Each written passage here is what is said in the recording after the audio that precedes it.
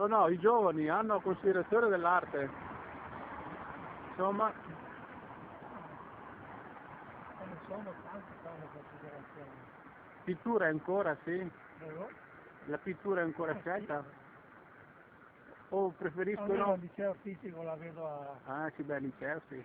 E magari preferiscono, sono più attirati dalla musica.